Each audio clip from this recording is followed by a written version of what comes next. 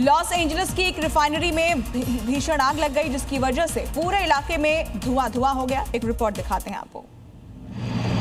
आग की ऊंची ऊंची लपटें और आसमान में उठता धुआं तस्वीरें अमेरिका के लॉस एंजल्स की हैं, जहां एक रिफाइनरी में अचानक आग लग गई और देखते देखते विकराल रूप ले लिया।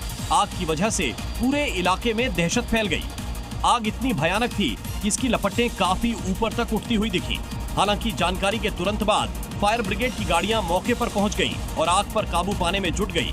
लॉस एंजल्स की शेवरॉन रिफाइनरी में पहले भी आग लग चुकी, जिससे काफी नुकसान हुआ था। बात करते हैं जेएनयू की, जो एक बार फिर से सुर्खियों में है, क्योंकि यहाँ एबीवीपी छात्रों द्वारा हिंदू स्वाभिमान नारी शक्ति यात्रा निकाली गई। लेकिन इस यात्रा को निकालने के पीछे कारण क्या है, रिपोर्ट में देखिए।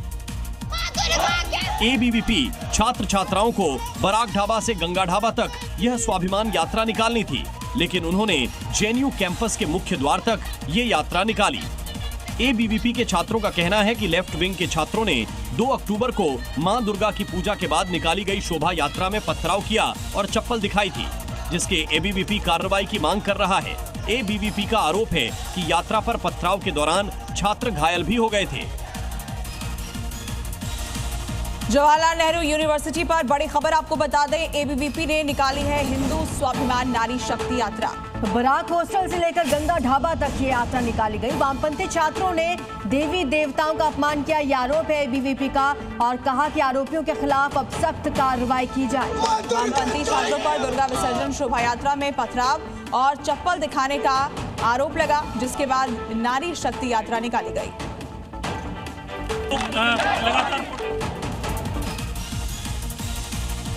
खबर पंजाब के फजीलका से, जहां पर ठगों ने फिल्मी स्टाइल में नकली पुलिस बनकर बड़ी ठगी को अंजाम दिया है। लेकिन उनकी ये करतूत आखिर साबित कैसे हुई, देखिए इस रिपोर्ट में।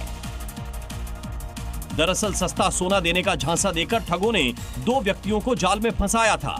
फिर नकली पुलिस बनकर आए कर्मचारी से मारपीट कर 1 लाख रुपए नकदी और लैपटॉप लूटकर फरार हो गए। लेकिन ग्रामीणों को इन पर शक हुआ तो उनका पीछा कर ठगों को पकड़ लिया और जमकर पीटा। लेकिन इस दौरान उनके 5 साथी मौके से फरार होने में कामयाब हो गए। वहीं दोनों आरोपियों को पुलिस के हवाले कर दिया और 7 लोगों के खिलाफ मामला दर्ज कर बाकी आरोपियों की तलाश जारी है।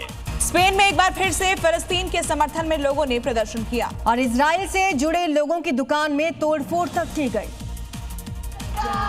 ये तस्वीरें स्पेन की हैं, जहां पर इजराइल और नेतन्याहू के खिलाफ प्रदर्शन हो रहा है।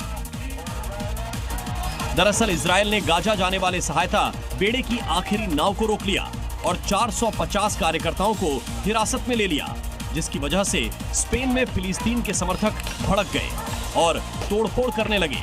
स्पेन में प्रदर्शन कर रहे लोगों का कहना है कि जिन दुकानों में तोड़फोड़ की गई है वो इजराइल से जुड़े हैं, इसीलिए उनकी दुकान को तोड़ा जा रहा है।